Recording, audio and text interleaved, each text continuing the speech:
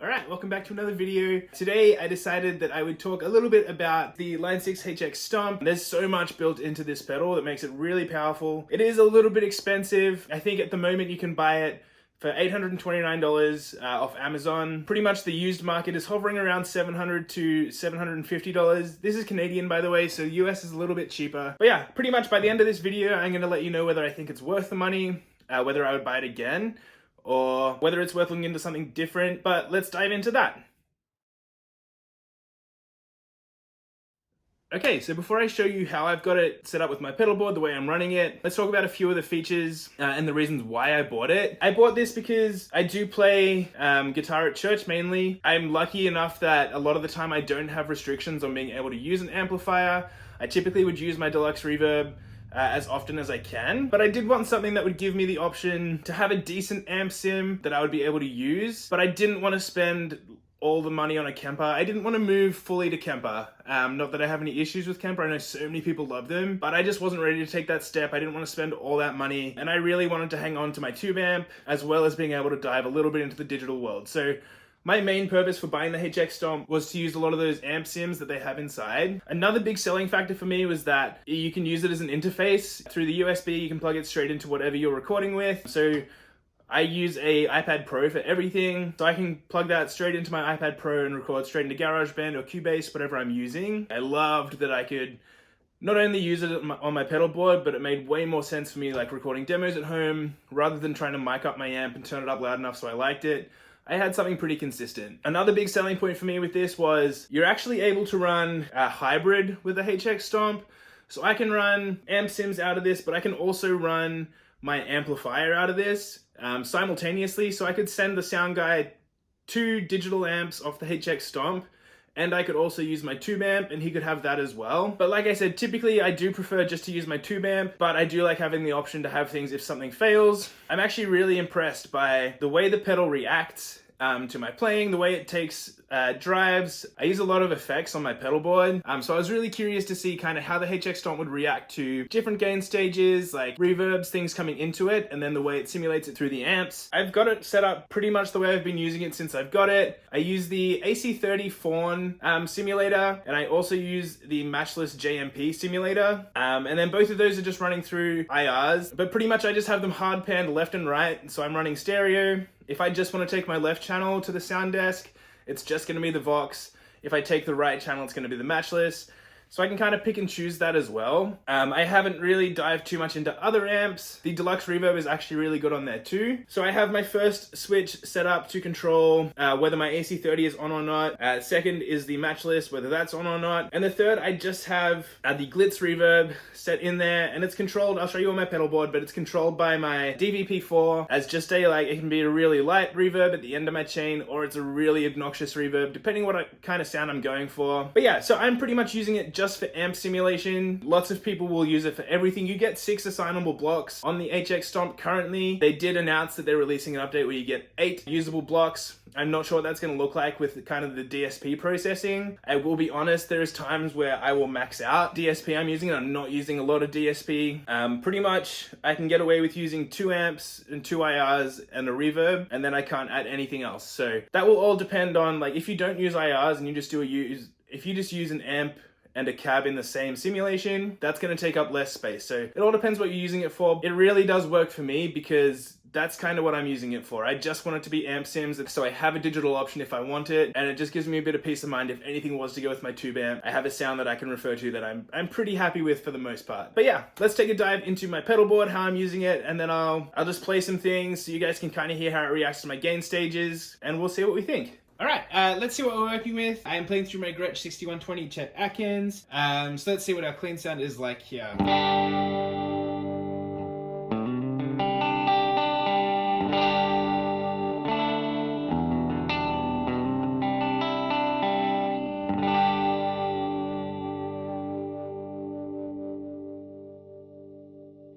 Cool, and that's kind of my reference point, so I kind of like where that sits. It's not perfect, but it sounds pretty good. This is what it would sound like kind of without those amps running on the HX Stomp.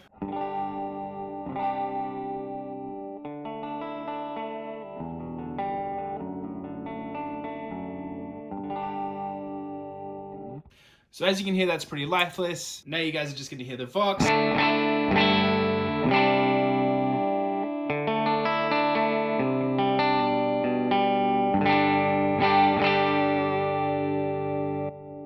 And now let's do the matchless.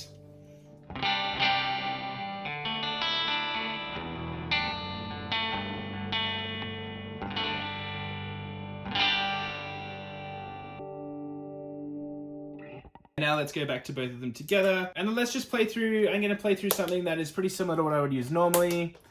So the labels are wrong, but pretty much what I just turned on was the New Neighbor Stereo Wet, the Strymon El Capistan, and the Crowther Hot Cake. And this is kind of where I would normally be sitting as kind of my always on tone.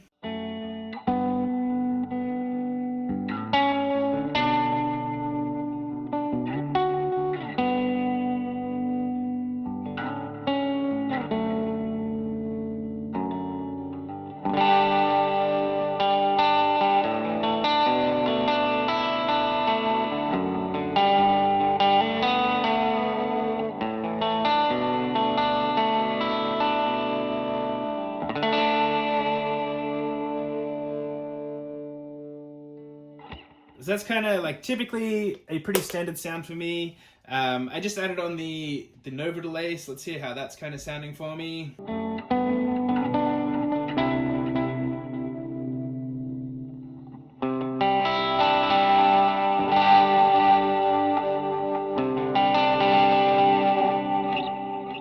So that's kind of a pretty standard sound for that. And then I suppose as a last test, this is kind of stacking an overdrive.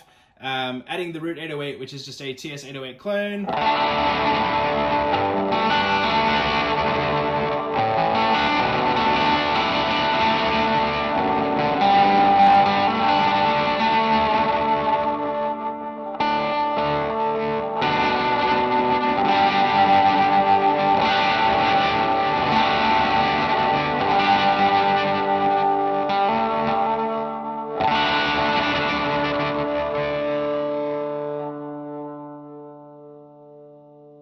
Yeah, all right, well, let's take it back and figure out where we're at.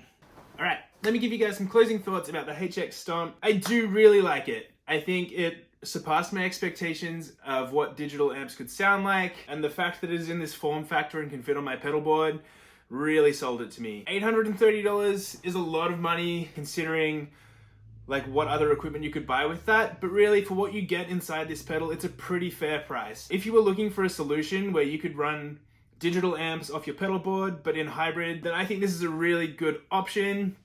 If you want to know more about how I'm using it to run hybrid and into my amps without sending my sims to my amps, let me know in comments down below and I will give you guys kind of the rundown on how I worked it out. I really like this pedal. I think for me, if I was to like really fault it and talk about a drawback, it does sometimes struggle to keep up with gain stacking. It definitely reacts a little bit differently than my Deluxe Reverb does to multiple overdrive pedals stacked on top of each other. But in saying that, I got way closer with this after spending lots more time tweaking with it. So the online HX editor is amazing. That for me is one of the biggest selling points for Line 6, is that they have a really good editor that they released with it. But you can do so much with it. I'm only really using it for about a quarter of what you could do. You could really use this as an all-in-one effects unit if you were able to. I do like being able to use all my effects with it, so I like using it as amp sims. Hopefully, I know the YouTube quality normally isn't super great when you're trying to kind of compare sounds, but hopefully what I recorded helps you guys out, and if you do have more questions, let me know and I'll try and answer whatever I can. I'll see you guys on the next video though.